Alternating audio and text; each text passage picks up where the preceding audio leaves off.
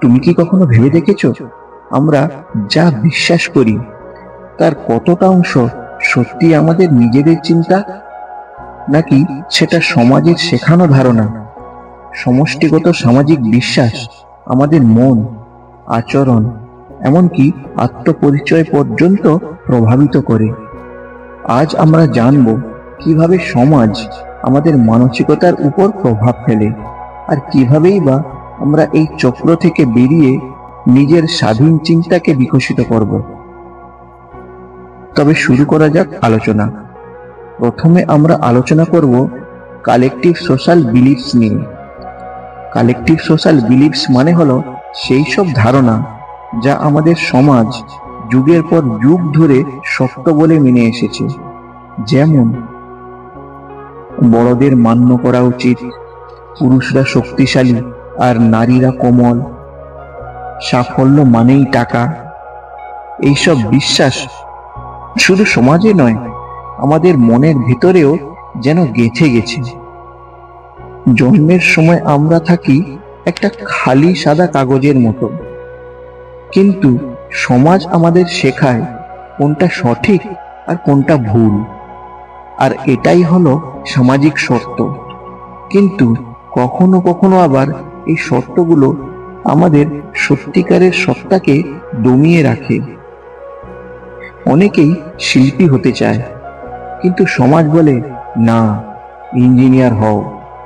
ফলে শুরু হয় অন্তর্দ্বন্দ্ব। মন বলে এক আর সমাজ বলে আরেক।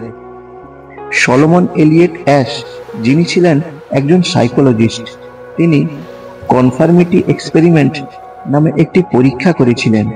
সেখানে দেখা গেছে মানুষ সত্য জানার পরেও ভিড়ের সঙ্গে ভুলটাকেই মেনে নেয়, শুধু সমাজের সঙ্গে মানিয়ে চলার জন্য।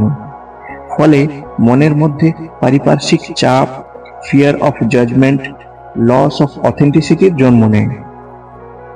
আমরা ভাবি আমি কে, কিন্তু উত্তরটা খুঁজি সমাজের মানদণ্ডে।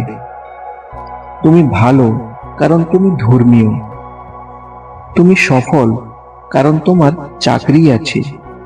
যখন কেউ এই নিয়মের বাইরে চিন্তা করে, সমাজ তাকে বলে অস্বাভাবিক। আর তখনই জন্ম নেয় উদ্বেগ, সেলফ ডাউট আর একাকিত্বের। তার মানে এই নয় সব সামাজিক বিশ্বাসই খারাপ। অনেক বিশ্বাস মানুষকে একত্রিত করে, সহানুভূতি শেখায় এবং সমাজে ভারসাম্য বজায় রাখে।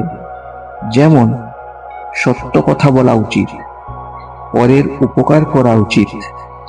এইসব ধারণাগুলো আমাদের মনের স্থিতিশীলতা বজায় রাখে। কিন্তু যখন এই বিশ্বাসগুলো প্রশ্নহীনভাবে মানা হয়, তখনই হয় সমস্যা। তখন চিন্তা থেমে যায় আর শুরু হয় অন্ধ অনুসরণ। মনোবিজ্ঞানীরা বলেন, beliefs that are never questioned become psychological prisons. অর্থাৎ যে বিশ্বাসে কোনো প্রশ্ন নেই, সেই বিশ্বাসটা একটা মানসিক কারাগারের মতো। তাহলে কি আমরা এই চক্র থেকে বের হতে পারবো না? কি করলে আমরা এই জাল থেকে মুক্ত হব? চলুন সেটা কয়েকটা পর্যায়ে বোঝার চেষ্টা করি। প্রথম পর্যায় হলো সচেতনতা।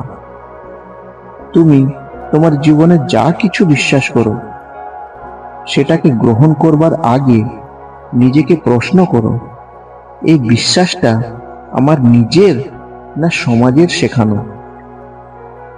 দ্বিতীয় পর্যায় বোঝাপড়া ও সংলাপ। অন্যের মতামত বা উপদেশ গ্রহণ করবার আগে নিজের বুদ্ধিতে তাকে বিশ্লেষণ করো, কথাটা সত্যিই কি ঠিক না ভুল। অন্যের চিন্তাকে বোঝা মানেই গ্রহণ করা নয়, তাকে বিশ্লেষণ করাই হলো জ্ঞান অর্জনের প্রথম ধাপ। তৃতীয় পর্যায় আত্ম আবিষ্কার। সমাজের বিশ্বাস আমাদেরকে নিয়ন্ত্রণ করে, আমাদের মানসিকতাকে নিয়ন্ত্রণ করে আর আমাদের চিন্তা শক্তিকে বন্দী করে রাখে। কিন্তু আমাদের সচেতনতা, আমাদের তার্কিক বুদ্ধি ও আমাদের বিশ্লেষণ ক্ষমতা আমাদেরকে এই সামাজিক বিশ্বাসের বেড়াজাল থেকে মুক্ত করে। মনে রাখবে, তুমি যা বিশ্বাস করো তাই তোমার বাস্তবতাকে গড়ে তোলে।